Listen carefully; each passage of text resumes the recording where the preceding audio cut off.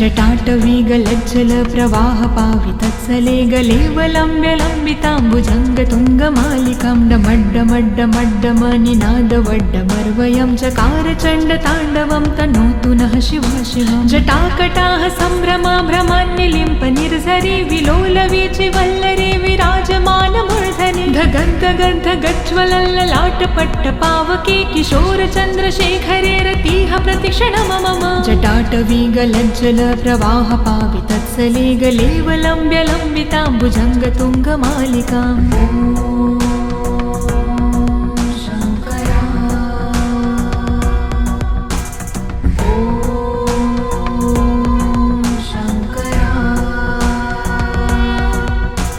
धराधरेन्द्र नन्दिनी विलास बन्धु बन्धुरसुराद्रिगन्ध सन्तति प्रमोदमान मानसे कृपाकटाक्षधारिणी निरुद्ध दुर्धरापदि कवच दिगम्बरे मनो विनोद मेतु वस्तुनि जटाभुजङ्ग पिङ्गल स्फुरत् फणामणि प्रभा कदम्ब कुङ्कुमाद्रवा प्रलिप्त दिग्वधूमुखे मदान्ध सिन्धुरस्फुरत्वगुत्तरीय मेदुरे मनो विनोद धुत्तं बिभर्तु भूत भर्तरे।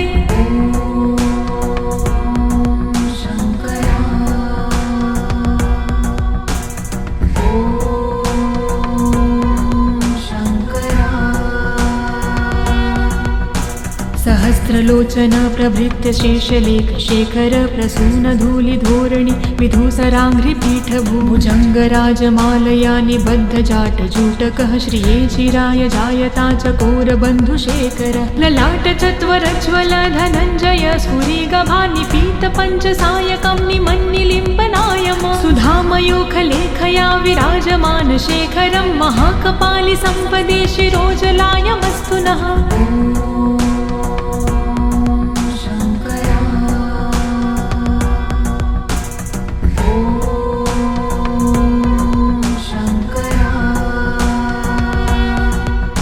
कराल भाल पट्टिकाध गद्द गद्द गज्वल धनञ्जयाधरीकृत प्रचण्ड पञ्चसायके धराधरेन्द्र नन्दिनी कुचाग्रचित पत्रक प्रकल्पनैक शिल्पिनी त्रिलोचने मते मम। नवीन मेघमण्डली निरुद्ध दुर्धर स्फुरत् कहुनिशीथिनी तमः प्रबन्ध बन्धुकन्धरः निलम्पि निर्झरीधरस्तनोतु कृत्ति सिन्धुरः कलानिधान बन्धुरः श्रियं जगन्ध धुरधर।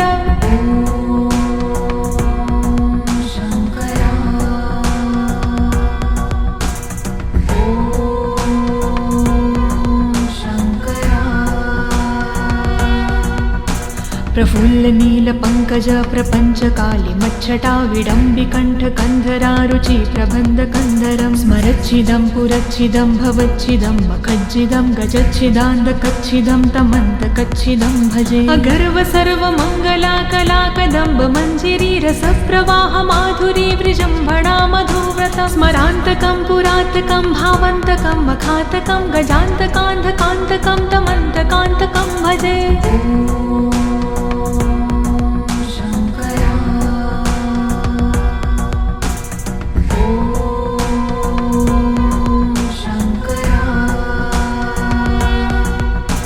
जयत्वद ब्रवीभ्रम ब्रमद्द जङ्गमस्फुर धगद्धगद्विनिर्गमत्कराल बालहव्यव धिमिद्धिमिद्धिमिन्मृदङ्गतुङ्गमङ्गलं ध्वनिक्रम प्रवर्तित प्रचण्ड ताण्डव शिव। दृशद्विचित्रतल्पयोर्भुजङ्गमौक्तिकं स्रजो गरिष्ठरत्नलोष्टयो सह द्विपक्षपाक्षयो त्रिणारविन्द चक्षुषो प्रजामहिन् महेन्द्रयो समं प्रवर्तयन्मनः कदा सदा शिवं भजे।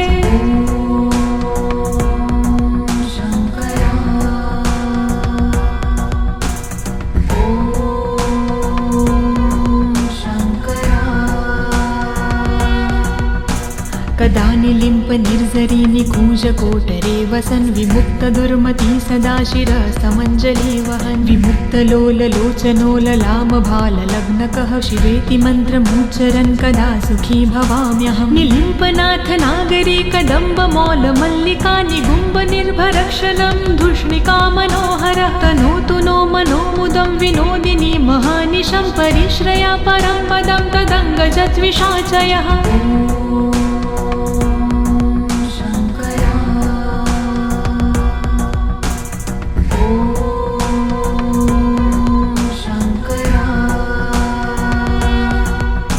प्रचण्डवाडवानल प्रभाशुभ प्रचारिणी महाष्टिसिद्धकामिनी जनावहूतजल्पना विमुक्तवामलोचनो विवाहकालिकध्वनि शिवेति मन्त्रभूषगो जगज्जयाय जायता इमं हि नित्यमेव मुक्तमुत्तमोत्तं स्तवं पठन् स्मरन् ब्रुवन्नरो विशुद्धमेति सन्ततं हरे गुरोसु भक्तिमाशु याति नायशागति विमोहनं हि देहनातु शङ्करस्य चिन्तनम्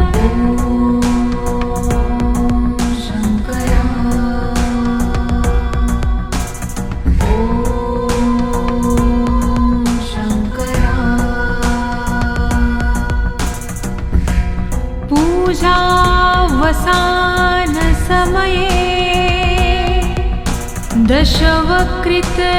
दशवक्त्रगीतं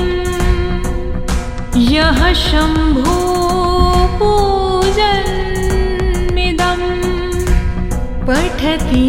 प्रदोषे तस्य स्थिरा रथगजेन्द्र तुरंगयुक्ता लक्ष्मी सदैव सुमुखी प्रददाति शम्भुः इति शिवताण्डवस्तोत्रं सम्पूर्णम्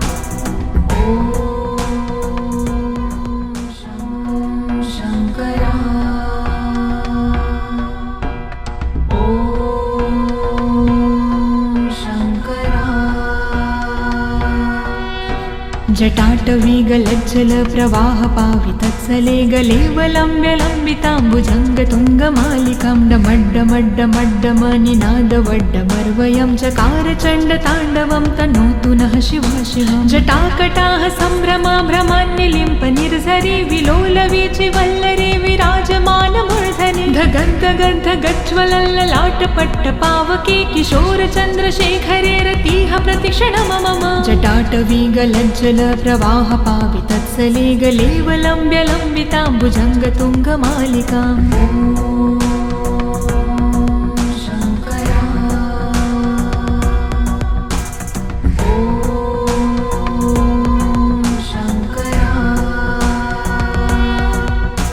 धराधरेन्द्रनन्दिनी विलासबन्धुबन्धुरसुराद्रिगन्धसन्तति प्रमोदमानमानसे कृपाकटाक्षधारिणी निरुद्धदुर्धरापदि कवचदिगम्बरे मनो विनोदमेतु वस्तुनि जटाभुजङ्गपिङ्गलस्फुरत्फणामणि प्रभा कदम्बकुङ्कुमद्रवा प्रलिप्तदिग्वधूमुखे मदान्धसिन्धुरस्फुरत्वगुत्तरीयमेधुरे मनो विनोदधुत्तं बिभर्तु भूतभर्तरे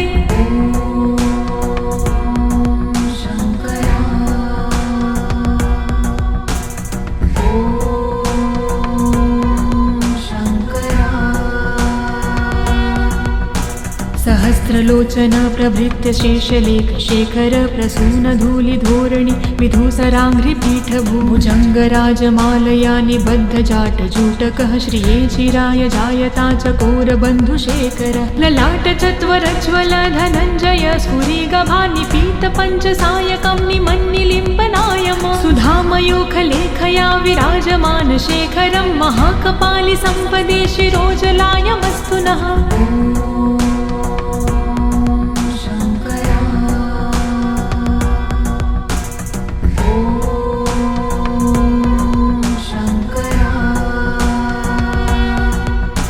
कराल भालपट्टिकाध गद्द गद्द गज्वल धनञ्जयाधरीकृत प्रचण्ड पञ्चसायके धराधरेन्द्र नन्दिनी कुचाग्रचित्रपत्रक प्रकल्पनैक शिल्पिनी त्रिलोचने मते मम नवीन मेघमण्डली निरुध दुर्धर स्फुरत् कहोनि शीथिनी तमः प्रबन्ध बन्धुकन्धरः निलम्पि निर्झरीधरस्तनोतु कृत्ति सिन्धुरः कलानिधान बन्धुरः श्रियं जगन्धधुरधरः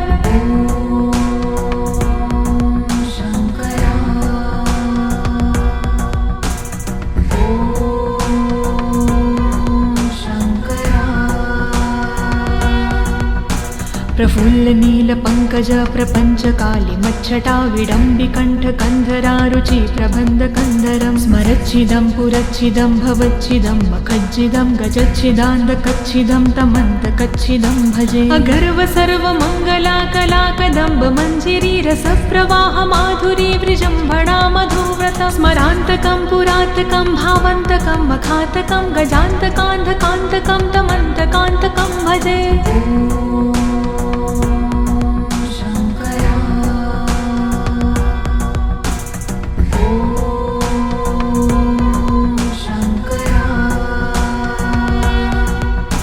जयद्वद ब्रवीभ्रम ब्रमद्द जङ्गमस्फुर धगद् बाल हव्यव धिमिद्धिमिद्धिमिद्धिमिन्मृदङ्गतुङ्गमङ्गलं ध्वनिक्रम प्रवर्तित प्रचण्ड ताण्डव शिव दृशद्विचित्रतल्पयोर्भुजङ्गमौक्तिकं स्रजो गरिष्ठरत्नलोष्टयो सह द्विपक्षपक्षयो त्रिणारविन्द चक्षुषो प्रजामहिन् महेन्द्रयो समं प्रवर्तयन्मनः कदा सदा शिवं भजे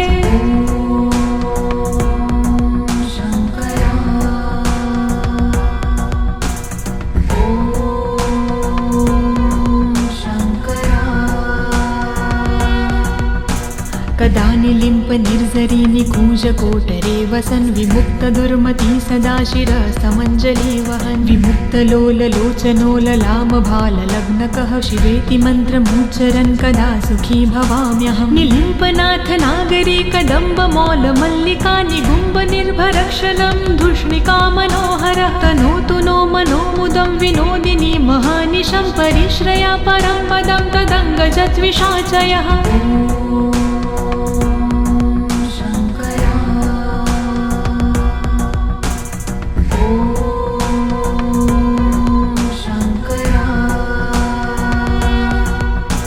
प्रचण्ड वाडवानल प्रभाशुभ प्रचारिणी महाष्टिसिद्धकामिनी जनावहूत जल्पना विमुक्त वामलोचनो विवाहकालिकध्वनि शिवेति मन्त्रभूषगो जगज्जयाय जायता इमं हि नित्यमेव मुक्तमोत्तं स्तवं पठन् स्मरन् ब्रुवन्नरो विशुद्धमेति सन्ततं हरे गुरो सुभक्तिमाशु याति नायशागति विमोहनं हि देहनातु शङ्करस्य चिन्तनम्